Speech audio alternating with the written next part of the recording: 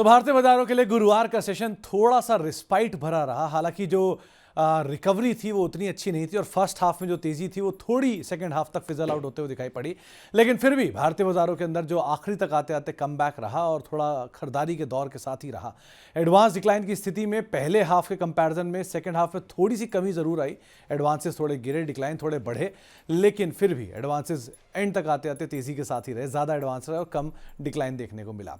एक एक करके इंडेक्स के ऊपर आप पर नजर डालेंगे, जहां पर इंडेक्स फ्रंट पे आज फिर आईटी थोड़ा सा सपोर्ट करता हुआ दिखाई पड़ा। करीब करीब फ्लैट टू पॉजिटिव बंद हुआ सेंसेक्स, करीब करीब फ्लैट टू 1/4% के आसपास की बढ़त के साथ बंद हुआ निफ्टी। मिड कैप इंडेक्स भी करीब 2% के आसपास की तेजी के साथ बंद हुआ। स्मॉल कैप इंडेक्स में करीब 0.5% के आसपास की तेजी देखने को मिली और आईटी इंडेक्स जो करीब 2% की तेजी के साथ आज बंद होता हुआ दिखाई पड़ा। निफ्टी बैंक जो कि फर्स्ट हाफ में कमान संभाले हुए था, लेकिन सेकंड हाफ तक कमान ढीली पड़ते हुए दिखाई पड़ी और फ्लैट टू नेगेटिव या फिर 1/4% की बिकवाली के साथ बंद हुआ। लेकिन आज भी पूरा का पूरा दारोमदार जो था वो आईटी के नाम था। अल्ट्राटेक सीमेंट नंबर्स आए, नंबर्स का इंपैक्ट देखने को मिला। 7% की बढ़िया तेजी। ग्रासिम अल्ट्राटेक की तेजी के दम पर चलता हुआ दिखाई पड़ा क्योंकि वहां पर वो हिस्सेदारी ओन करता है। विप्रो जो कि आज आईटी की कमान संभाल रहा, लगातार दूसरा दिन जबकि विप्रो में खरीदारी थी, नए साल के ऊपरी स्तरों पर पहुंचा। श्रीराम फाइनेंस कल की बिकवाली के बाद आज वापस कमबैक दिखाया, 2.5% के आसपास की तेजी देखने को मिली। निफ्टी कुछ गिरने वाले शेयरों की बात किया तो बीपीसीएल नंबर्स के बाद करीब 2% नीचे रहा। कोटक बैंक 1.5% के आसपास की बिकवाली रही। एचसीएल टेक लगातार तेजी के बाद प्रॉफिट टेकिंग और रिलायंस इंडस्ट्रीज करीब करीब 1% के आसपास की बिकवाली के साथ आज बंद होता हुआ दिखाई पड़ा। इसके अलावा मिड कैप में चढ़ने वाले शेयरों में कोफोर्ज आज बाजी मार के गया, करीब 12% ऊपर, परसिस्टेंट 10% ऊपर नंबर्स का इंपैक्ट रहा। बीडीएल करीब करीब 6.5% ऊपर रहा और डिक्सन टेक कल की तेज बिकवाली के बाद या हाल फिलहाल की तेज बिकवाली के बाद एक बड़ा कमबैक दिखाया गया, 5% का कमबैक था। मिड कैप पे गिरने वाले शेयरों की बात की जाए तो एयू स्मॉल फाइनेंस बैंक 4.5% नीचे रहा। हुडको नंबर्स के बाद 3% नीचे रहा। एचपीसीएल एक और ओएमसी जो कि करीब करीब 2.5% की बिकवाली में रहा और आयरेडा करीब करीब 2% के आसपास की बिकवाली के साथ ये भी बंद होता हुआ दिखाई पड़ा। स्मॉल कैप में जो शेयर लीड कर रहे थे उसमें जेंसार टेक नंबर्स के बीच 12% की तेजी रही। गो डिजिट नंबर्स के बीच करीब 12% ऊपर रहा। एम्बर एंटरप्राइज 7.5% ऊपर रहा और सोनाटा सॉफ्टवेयर करीब करीब 6.5% की तेजी यहां पर भी आते हुए दिखाई पड़ी। आज स्मॉल कैप में गिरने वाले शेयरों की अगर बात की जाए तो आज सबसे ज्यादा प्रेशर रहा आरके फोर्जिंग में 6.5% की बिकवाली। आयनॉक्स विंड 4% नीचे, पीएनबी हाउसिंग 4% नीचे और साथ इंडिया मार्ट करीब करीब 2.5% के आसपास की बिकवाली यहां पर भी आते हुए दिखाई पड़ी। आज एफ&ओ में जो शेयर लीड कर रहे थे उसमें कोफोर्ज सबसे ऊपर था 12% की तेजी के साथ कामकाज करते हुए। परसिस्टेंट 10% ऊपर था।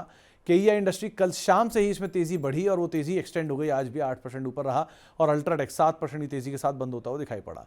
इसके अलावा एफ&ओ गिरने वाले शेयरों की बात किया तो एयू बैंक करीब 4.5% नीचे रहा। जियो फाइनेंशियल 3% की बिकवाली यहां पर देखने को मिली। हुडको 3% टूटा और इंडिया मार्ट करीब करीब 2.5% के आसपास की बिकवाली के साथ ये भी आज के सत्र में बंद होता हुआ दिखाई पड़ा। इसके अलावा अगर साल के ऊपरी स्तरों पर देखें तो आज जेंसार टेक 11.5% ऊपर और विप्रो नंबर करीब करीब 2.5% की तेजी के साथ ये भी रहा। इन दोनों शेयरों ने आज साल के ऊपरी स्तर बनाए, लेकिन साल के निचले स्तरों वाली सूची कहीं लंबी थी।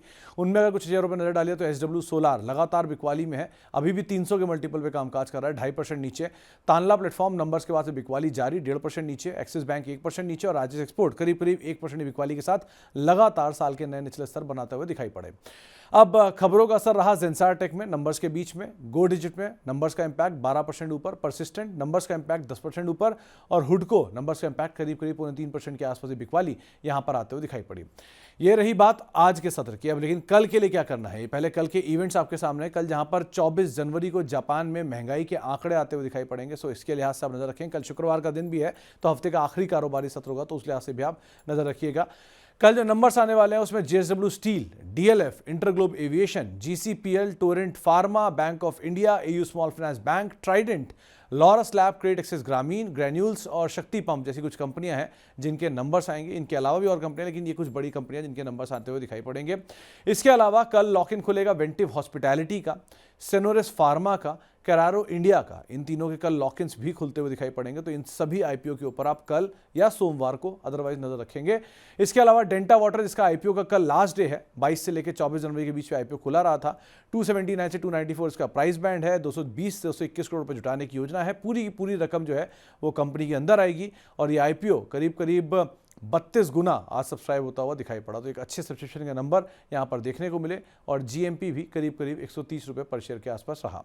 यह रहा कल के लिए इंपॉर्टेंट ट्रिगर्स। अब कल की स्ट्रैटेजी, कल बाजार के जानकार मान रहे हैं कि आप खरीदारी करके चलेंगे। जो टारगेट रहेगा 23,450 का रहेगा, स्टॉप लॉस 23,050 का आपको मेंटेन करके चलना होगा। ये कल के लिए आपको एक स्ट्रैटेजी बताई जा रही है। इसके अलावा कल बैंक निफ्टी के अंदर भी आप खरीदारी करके चलेंगे। 49,000 से 49,300 ये आपके लिए खरीदारी के लेवल रहेंगे। स्टॉप लॉस आप 48,300 का यहाँ पर मेंटेन कर सकते हैं। तो ये कुछ ऐसे नाम जहाँ पर आप खरीदारी करके चलेंगे। आशीष बहेती मानते हैं कि आप बाजार में तेजी देख सकते हैं, लेकिन इंपॉर्टेंट अर्निंग्स, अगले हफ्ते के लिए इंपॉर्टेंट ट्रिगर, अब हम स्लोली स्टडली बजट के पास जा रहे हैं और बाजार में वॉलेटिलिटी, इन सब चीज़ों का आप ध्यान रखिएगा और उसके हिसाब से अपनी रणनीति बनाइएगा।